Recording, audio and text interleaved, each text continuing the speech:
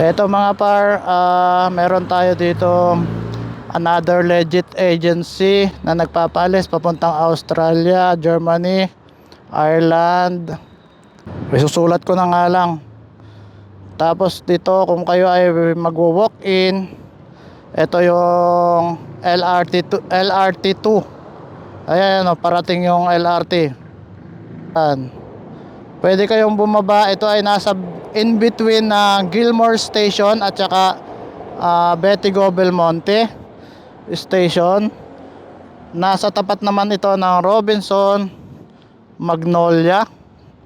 Ito po yung Robinson Magnolia. Ayan o. Itong dulo nito ay Recto. Itong dulo naman ng station nito, ito na mapupunta naman sa Cubao, papuntang Antipolo.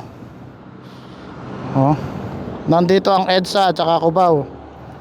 So kung kayo ay magwo-walk-in, mag-a-apply or kailangan nyo pumunta dito, kaya lang 723, alam ko Aurora to Aurora.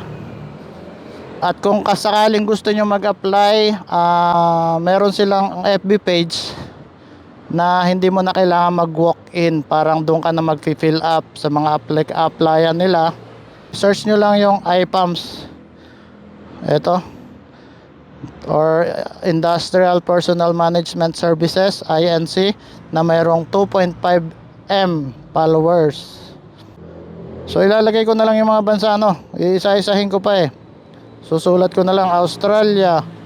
Basta madami yan silang bansa na ayan Cameroon, Ireland, Liberia, Micronesia, Kuwait, Canada. Yan yung mga bansa na Norway, Qatar, United Kingdom. So madami silang United Arab Emirates. Madami silang sakop na bansa. So legit to. Yung mga kasama ko dito sa Taiwan nakaalis na rin dito. Yung pala, yung isa naman puntahan natin, yung doon sa kabila sa Cubao, yung another legit na agency. So kung kayo paalala lang po, hindi po ako HR o empleyado ng mga agency dito.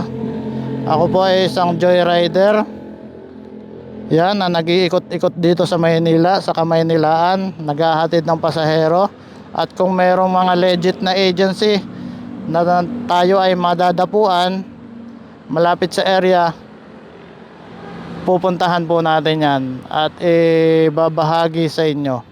Sa mga gustong mag-apply, sa mga gustong makarating sa ibang bansa, yung mga asawa nyo gusto nyo i-apply, i-follow nyo si Biyahe ni Par.